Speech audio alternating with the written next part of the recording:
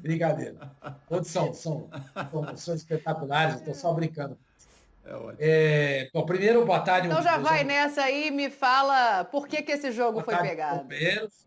E boa tarde também para o fã do esporte. O jogo surpreendeu, né? Porque ninguém esperava um jogo disputado como foi. Em função do primeiro jogo, do resultado da primeira partida. O Fábio fez uma avaliação brilhante. O Zé Elias também. Você entendeu? Então, eu esperava um jogo morno. Porque eu achava que o Flamengo não ia partir para cima. E que o Grêmio ia ficar ali tentando naquele nheco-nheco, feijão com arroz. Mas não, o jogo foi disputado, foi brigado. O Gabriel ficou louco da vida quando saiu. Houve discussão em campo de jogadores, o Gabriel com o próprio Filipão. O jogo foi um jogo pegado. O Grêmio tentou de qualquer jeito ganhar, aquilo que o Fábio falou, fazer a vitória pela honra, pela camisa, pelo nome dos atletas.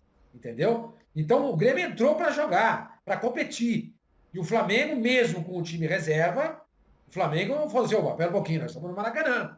Não vou deixar isso acontecer. Então foi um embate bem interessante, bem disputado. Agora, uns lances depois a gente discute. Esse pênalti pro Flamengo também é uma vergonha, gente. É uma vergonha. E que é isso? O Fábio Capita pode falar. Gente, olha isso. O que o cara fez aí? O que o Rodrigues fez para ser marcado esse pênalti? É impossível você não abrir. Mas ele tá com a mão pro alto, Sormani. Mas não tem... Dani, é um movimento natural. Não é antinatural. Tem dó. O Cano fica irritado ali com razão. O Flamengo não se classificou por causa disso. Ele ia se classificar. A minha observação não é quanto ao pênalti dado para o Flamengo. A minha observação é em relação ao comportamento da arbitragem. Esse pênalti mal marcado aí, o pênalti mal marcado no Mineirão, tá cheio de pênalti mal marcado. Esses caras estudam para quê? Gente, que escola que eles frequentam? Quem é o professor da Escola Brasileira de Arbitragem? Se é que esse é o nome. Esse é a designação correta. Tenha santa paciência, gente. Ô, Fábio, você que foi back e dos bons, tá? Jogou nos dois maiores times do Brasil em termos de torcida. Você acha que isso foi pênalti? Pode falar, se você achar que foi, não tem problema. Então, senhor Mani, Então, se você levar o pé da letra a regra, parece que sim. Mas o que me chama a atenção do lance é porque se a bola não toca na mão do zagueiro do Grêmio, a bola iria mais longe do que ela foi, né? Ela sairia mais. Porque esse toque do jogador, ela traz a bola mais para dentro do gol. Então, quando você vê o lance de trás, você percebe que quando o Pedro dá a bicicleta, e a jogada é muito bonita, né? O domínio, o arremate, mas a bola sairia até mais do que ela saiu. Então, se você olhar por essa dinâmica, não tem nenhuma interferência na jogada. Não é a mão do zagueiro do Grêmio que tira a bola da direção do gol. Pelo contrário, se a bola pegasse ainda mais em cheio, ela talvez iria entrar, né? Pelo movimento. Então, pela regra, parece, né, tudo que vem sendo sinalizado, é porque o zagueiro tá com o braço, é o movimento que o zagueiro tem o braço um pouco mais aberto do que o necessário, enfim, tem que ter um cuidado maior. Eu também, como zagueiro, eu tenho muitas restrições com relação a alguns lances, mas a única observação que eu queria fazer era essa: se a bola não toca na mão do jogador do Grêmio, ela sairia ainda mais da direção do gol. A verdade, Fábio, é que a falta de ontem, o pênalti de ontem do Flamengo, na próxima rodada já não vai ser mais. Aí passam 2, 3 rodadas e esse pênalti volta a ser marcado. A gente não tem padronização, não tem nada. Não tem nada na arbitragem brasileira. Oi? Não, é por aí também, eu concordo com você. Sim. Desculpa aí, Zé. Tá me ouvindo? Oi? Sim. Vai lá, Zé.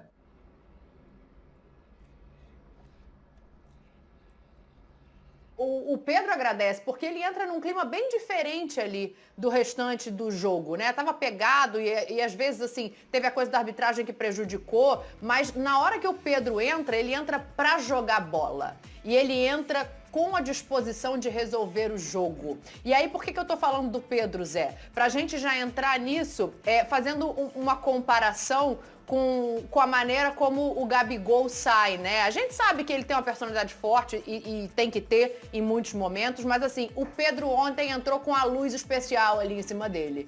Mas ele é bom jogador, o Pedro. né? Passou por alguns momentos e aí é compreensível o que ele passou e a sua revolta por aquilo que fizeram com ele, né? As atitudes que tiveram com o Pedro na época de Olimpíada e todas aquelas coisas que aconteceram. E ele entra e volta à regularidade que ele tinha. Porque quando ele entrava também, ele entrava e fazia gols, ele marcava gols. Por isso que a gente sempre questionava. Pô, o Gabigol sai, não sai, jogam os dois juntos, tal. O que eu acho, Dani, é o seguinte, você pode ter a demonstração, falar e sentir que não gostou, né, sobre eu sou substituído e tal, mas a partir do momento que isso passa a ser corriqueiro, que isso aí passa a ser uma coisa rotineira todos os dias, isso já não é legal. Isso não é legal, porque você se coloca acima de todos os teus amigos, dos teus companheiros do vestiário. Isso não é legal, você tem que começar a entender que você é bom, que você é importante, como o Gabigol, mas ele não, ele tem que aprender a respeitar os outros.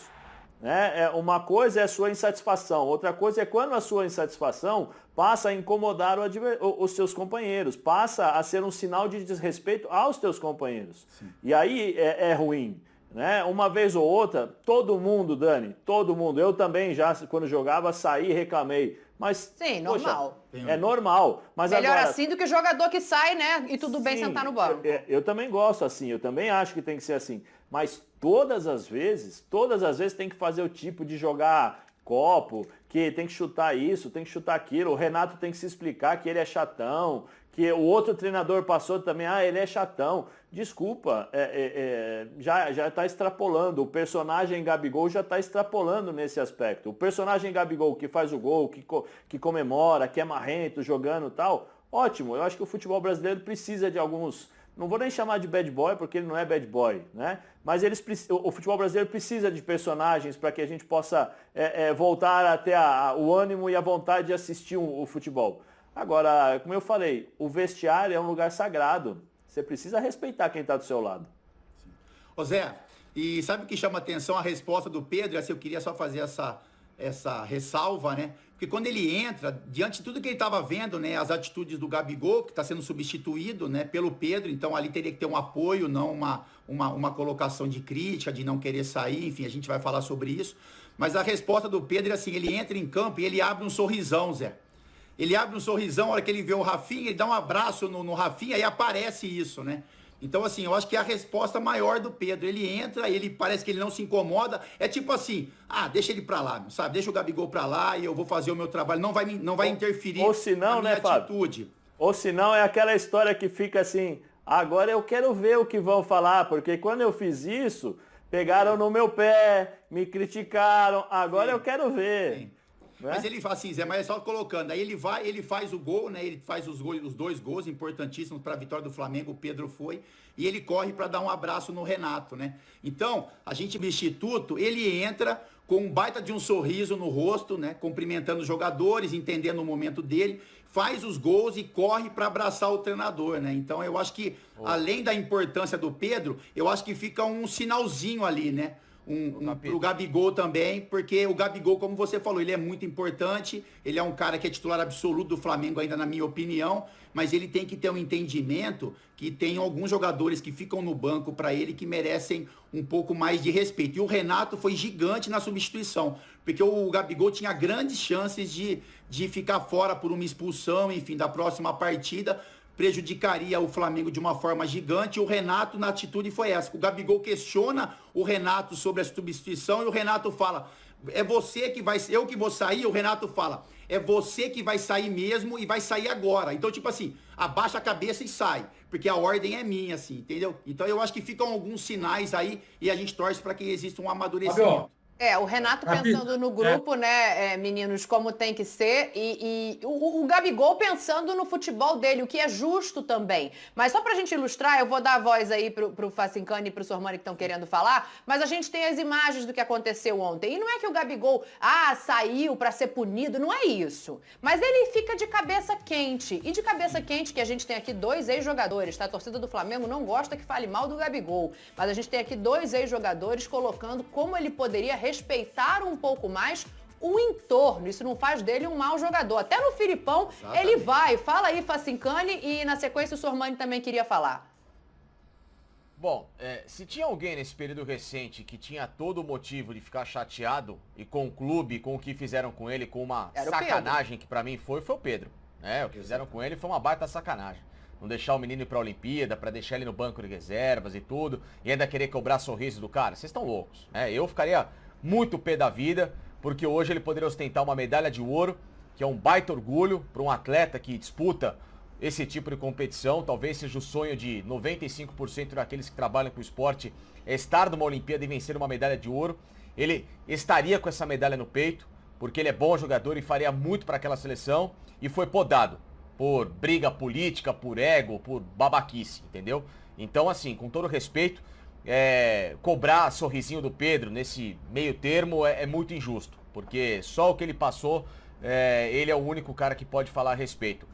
Ao contrário do cidadão aí, que foi pra seleção, que virou titular da seleção, que ganhou um monte de mimo, que ganhou um monte de dedo e continuou com esse tipo de atitude perna. Porque a palavra é essa, é perna isso aí. Isso é uma perna grande no futebol e isso enche o saco, isso atrapalha elenco. Isso, como o Zé colocou, é falta de respeito com o companheiro, com o treinador. Só que o Flamengo é um clube que a última coisa que existe lá dentro é hierarquia e comando. Não tem nenhum, zero. Se tivesse hierarquia e comando no Flamengo, se tivesse uma preocupação com gestão de futebol, não tinha jogador fazendo esse tipo de atitude e nem atleta achando que é maior que o time. Entendeu? Então, enquanto não tiver uma liderança, uma presidência de fato que exerce um cargo ali e seja respeitado por tal, ou uma diretoria de futebol que faça também se ter esse respeito em relação a essas atitudes, o Flamengo, claro, vai ter um clube muito mais harmonioso. Ele é muito vencedor dentro de campo pelo tamanho do talento que é. Mas agora, na gestão, até nessa questão de cada um respeitar o seu espaço e principalmente de lado mais humilde da situação, de entender como é que funciona, zero. Ô Sormani, esse personagem, né, ele joga muita bola, isso é indiscutível, ele é ídolo da torcida do Flamengo, isso é indiscutível, eu gosto de jogador que não quer sair do campo, isso é indiscutível, mas às vezes acaba passando um pouco do ponto, assim, chegar no Filipão, ou de repente o Pedro entrando e ele de cara muito feia, né, um desrespeito com o companheiro, esse personagem, ele pode atrapalhar o caminho do Gabigol aí pra frente, ou não chega tanto? Eu acho que pode. Dani. Pode. Se bem que o Tite tem um discurso, ele tem dois discursos, né? Então você não sabe exatamente qual você deve se fiar, né? Eu vou me fiar nesse discurso aqui do Tite. Eu lembro que ele criticava demais o Neymar quando era técnico do Corinthians e hoje é o principal defensor do jogador. E o comportamento do Neymar é o mesmo.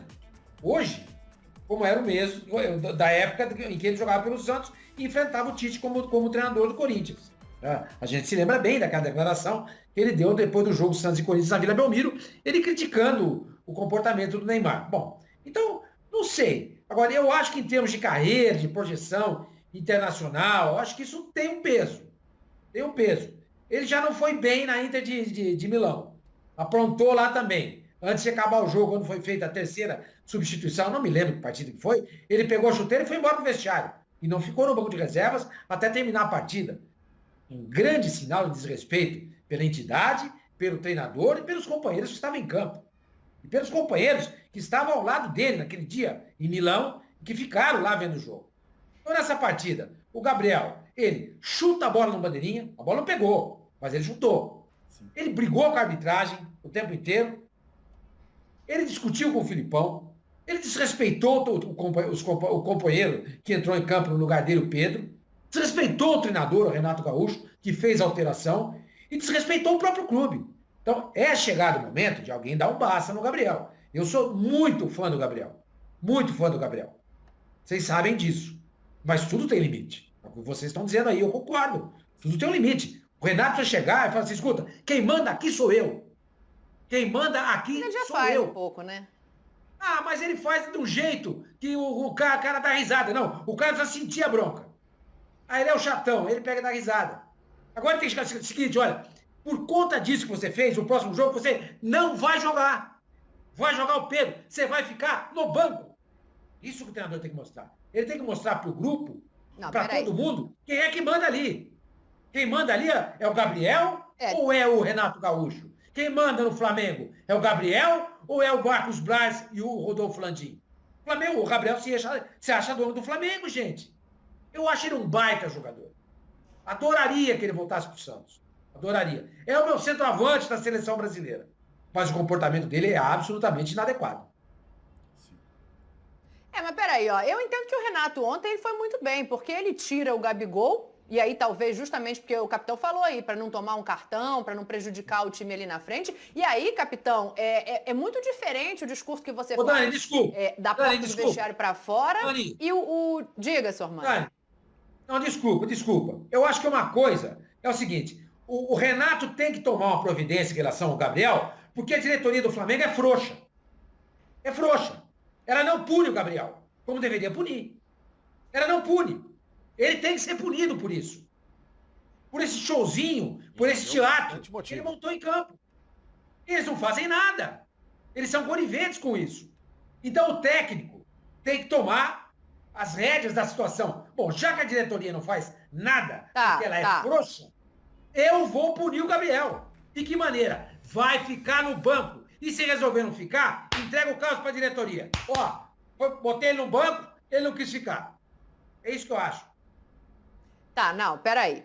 Vamos acalmar os ânimos aqui. Olha aqui. Eu entendo tudo que o senhor Mani está dizendo, mas existem várias maneiras de você mostrar quem é que manda. E existe... Aí eu quero ouvir os boleiros aqui também, porque tem o seguinte, uma coisa é você ir com jeito, é você ganhar o cara, é você dizer pro cara, ó, você é bom, mas eu preciso de você de outra maneira. E o Gabigol, ele é nesse... Eu gosto muito do futebol do Pedro, mas o Gabigol, ele é o titular da posição. Ele é necessário nesse time. E o Renato tem 14 vitórias em 16 jogos, capita. Então, assim, o discurso dele do vestiário pode ser um e da porta pra fora pode ser outro. Ele não precisa expor o jogador dele pra chegar ali e falar, amigo, tá demais. Sim. Então, Daniel, eu acho que também tem um entendimento do grupo e da comissão técnica da forma como o Gabigol se porta, né? Assim, não é exemplo pra ninguém. Eu acho que tem que ser feito algumas correções. Não sei se tirar do time, porque o Gabigol é importante dentro do campo, e se você o tira, você vai estar prejudicando o Flamengo em si, né? E não só o atleta. Mas que devem ser feitas algumas ponderações e correções, sim, mas também a evolução do Gabigol, né? Assim, ele repete esses mesmos movimentos, já repetiu isso algumas vezes, né? Agora a gente tem que entender como é que o grupo olha para isso. Então, assim, foi o que eu coloquei do Pedro. O Gabigol sai chutando tudo, xingando, e o Pedro entra com um sorriso no rosto. Pode ser que o Pedro entenda, fala, ele é assim mesmo, eu não vou me deixar levar por isso, vou fazer o meu trabalho.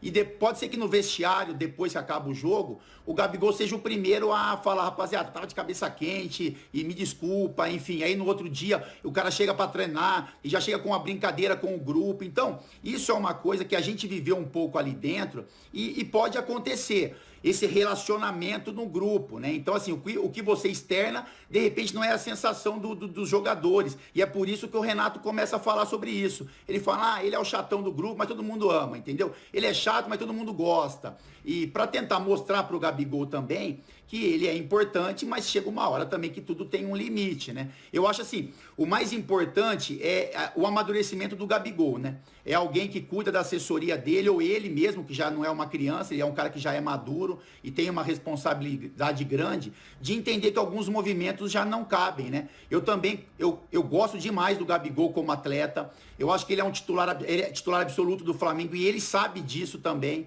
né? Mas eu quero ver em um momento, por exemplo, como o senhor Mani falou, eu acho que não é o caso, mas o que seria o Gabigol no banco, por exemplo, por 2 jogos, por 3 jogos, por opção do Renato. Como é que ele iria se portar, né? Se ele seria realmente um cara de grupo, um cara que pensa no Flamengo. Então ele pode evitar isso, porque dentro do campo ele é muito importante. Dentro do campo ele é titular absoluto. Ontem, por exemplo, a substituição não tem nem a ver com a questão técnica, porque o Flamengo já tinha feito o resultado, o Flamengo já tinha garantido no segundo tempo que não seria eliminado, nenhuma surpresa maior aconteceria, e o Renato percebeu que ele estava um pouco fora de sintonia, né? Ele estava muito nervoso para um jogo que era pegado, mas que não precisava tanto aquela intensidade. Então o Renato poupou o Gabigol, o Renato poupou o Flamengo do Gabigol ter sido expulso e prejudicar na sequência da competição. Então, assim, o Renato pensou como um grande treinador. E ele também pensou como educador, como eu disse, no momento que o Gabigol fica questionando se era ele. Ah, sou eu. O Gabigol fala isso. Ele fala, sou eu mesmo, pô. Eu não quero sair. O Renato fala pra ele, é você que vai sair sim e você vai sair agora. Então, assim, sou eu que comando isso daqui. E o Gabigol, a partir do momento que o Renato fala isso,